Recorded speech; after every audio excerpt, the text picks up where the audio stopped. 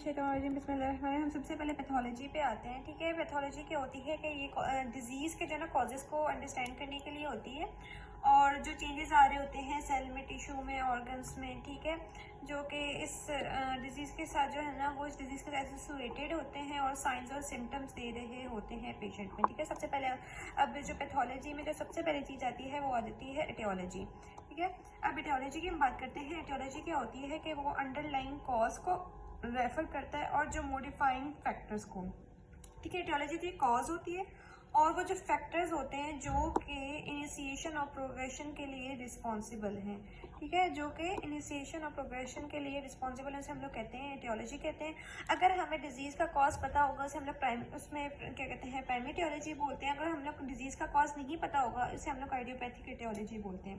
ठीक है, कि एटियोलॉजी क्या होती है, एक तो कॉज होती है, मतलब रेफर्स टू द कॉज क्या होते हैं डिजीज़ का वो, और ये डिजीज़ पे डिपेंड करती है कि उसकी इनिशिएशन वो स्टार्ट कहाँ से हुई है, वो आगे से प्रोग्रेस कैसे हो रही है।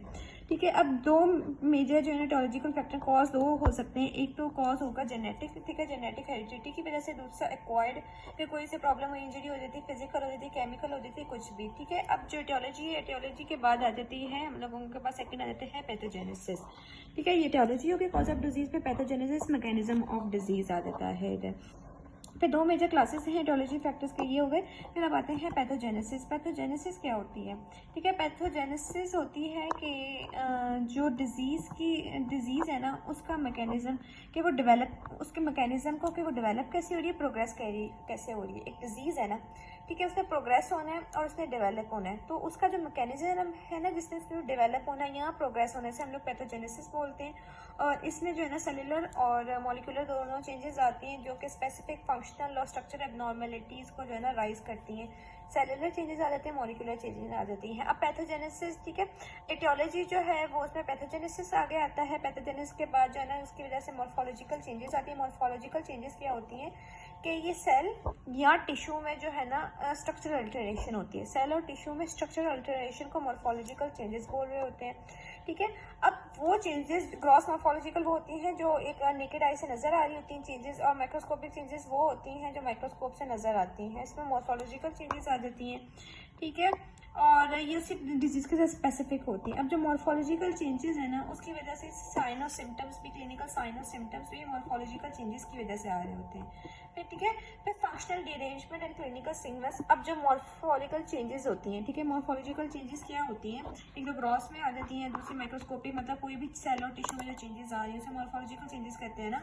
अब जो ऑर्गन में जो मॉर्फोलॉजिकल चेंजेस होंगी ना वो नॉर्मल फंक्शन ऑफ ऑर्गन को इन्फ्लुएंस करेंगी, और ये क्लिनिकल फीचर्स कोर्स और प्रोग्नोसिस भी बता सकती हैं, इसका कॉज भी बता सकती हैं। हम लोग डिजीज़ को डायग्नोस भी कर सकते हैं मॉर्फोलॉजिकल फीचर्स देख के कि उसमें क्या क्या प्रॉब्लम देखने को मिल रही है, सवाल हो रहा है तो क्यों, कैसा है, कैसी उसकी मॉर्फोलॉजी है। ठीक है, अब cellular response to stress and noxious stimuli पे सबसे पहले हम लोग आते हैं। ठीक है, अब देखो सेल्स जो है ना वो कॉन्स्टेंटली, एक तो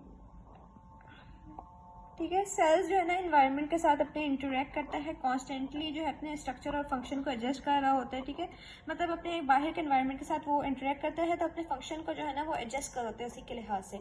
अब जो इंट्रासेलुलर एनवायरनमेंट है ना सेल का, वो नॉर्मली टाइटली रेगुलेटेड है, मतलब कि वो कॉन्स्टेंट रहता है जो इंट्रासेलुलर एनवायरनमेंट है, और इसको हम लोग होमोस्टेसिस बोलते हैं।